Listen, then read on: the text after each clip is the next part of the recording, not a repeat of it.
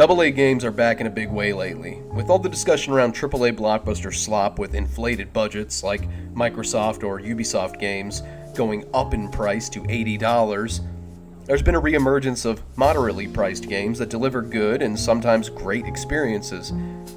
Expedition 33 was $50, Split Fiction $50, Hi-Fi Rush was $30, Palworld was $30. Well, Mafia the Old Country has joined the club, releasing for only $50 and only requiring 40 gigabytes of hard drive space with no internet connection or update required to play, meaning the entire game is fully on the physical disc. This game has respect for the player. It respects your time, your budget, your hard drive, and your rights as a consumer to actually own the game that you paid for. So let's get into it. Mafia the Old Country is a third-person, linear, story-driven action game with cover-based shooting, car driving, horseback riding, knife fighting, stealth sequences, and unfortunately, some boring menial tasks along the way. Now, being a narrative-focused game, this will be a spoiler free video, so don't worry. Starting with the story, it's self-contained and separate from the other games in the Mafia series, taking place in Sicily in 1904 with new characters and a new setting that feels sincere and authentically portrayed. This game feels like a slice out of real history with a setting that is rarely explored in video games. Assassin's Creed 2 and Sniper Elite 4 are the only games that I've played that take place in Italy, but Assassin's Creed was the Renaissance and Sniper Elite was World War II.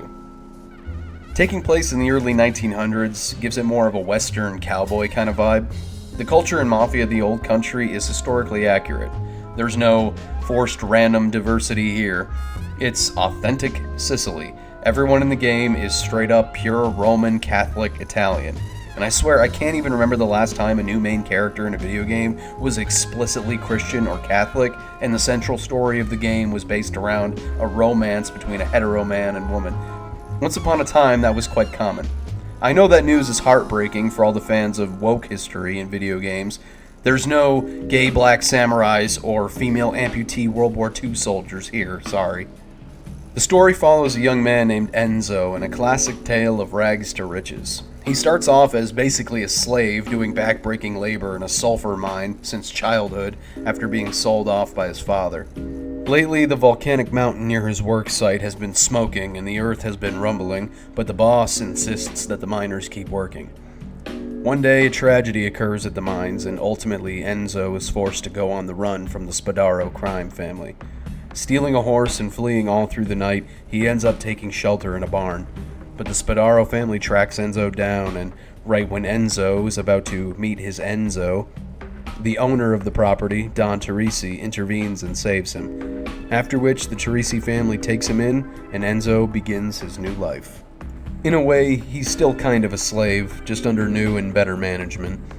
Enzo starts off his work for Don Teresi at the bottom, shoveling shit in the stables, and as the story unfolds, Enzo proves himself and becomes a valuable member of the family, taking on more responsibility and completing important tasks, fully giving himself to the mafioso lifestyle, and finding love along the way. Now, Mafia the Old Country is very much a game that's focused heavily on the narrative and presentation.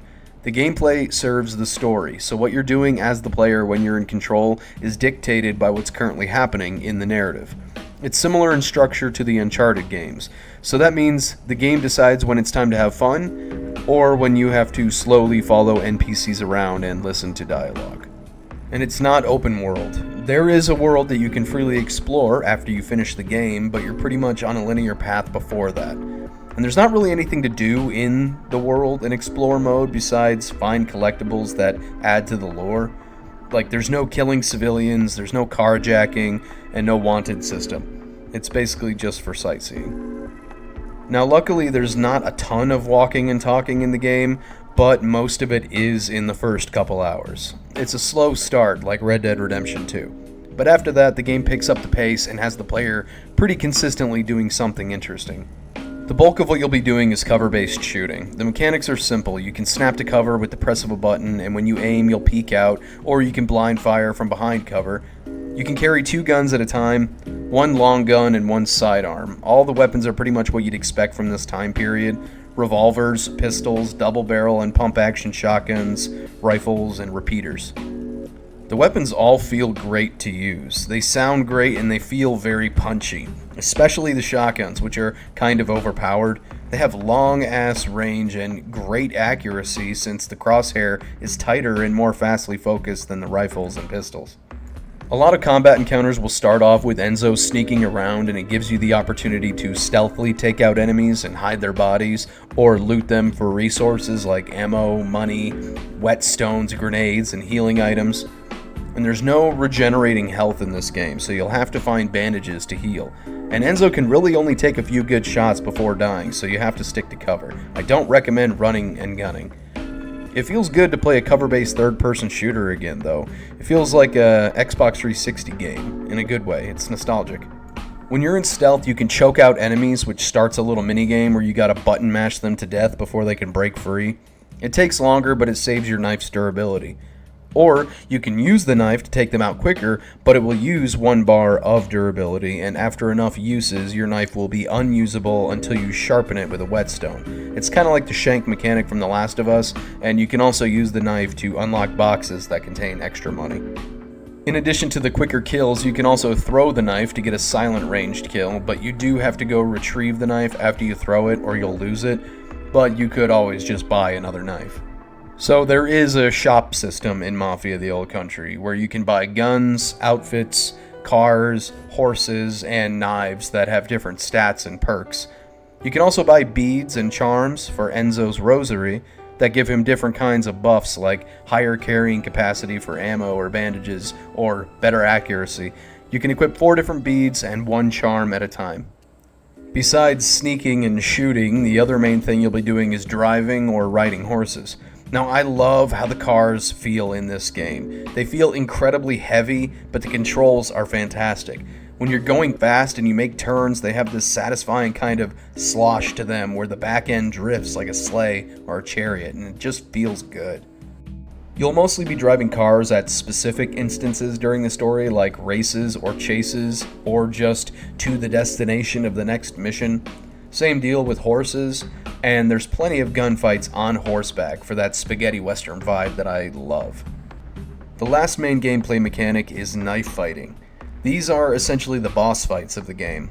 One-on-one honorable duels. Now, they're not complicated. You can slash or stab with your knife, throw a heavy hit to break the enemy's guard, or dodge or parry enemy attacks to counter them. They're simple but fun, and they break up the pace of the typical gameplay in a nice way. Mafia the Old Country takes about 12-ish hours to beat, depending on the difficulty and if you slow down to look for collectibles or engage in optional dialogue with the NPCs. There's no explicit New Game Plus mode, but you can replay any chapter of the game from the main menu and you retain all your charms and weapons, cars, outfits, and anything else you purchase. The last thing I'll mention is the presentation. The graphics in this game are gorgeous, if it wasn't obvious, and the game is full of life and music that really immerses you into the world. The sound design is on point, from the sound of wine bottles clanking together to horse hooves on cobblestone roads. You can tell the developers really put in the effort to sincerely capture the time period and culture. There are some minor technical issues. Every once in a while, the AI bugs out, or the frame rate dips during intensive sequences. Performance issues are unfortunately common for games that use Unreal Engine 5, but there were never any game-breaking glitches. In conclusion, I recommend this game to anyone who appreciates a good single-player story and well-executed fundamental action game mechanics. It's not amazing, but it is solid for a $50 game. Thank you for watching. Drop a like and subscribe if you liked the video, or leave a dislike if you dislike the video. Do whatever you want. It's a free country. Till next time, adios.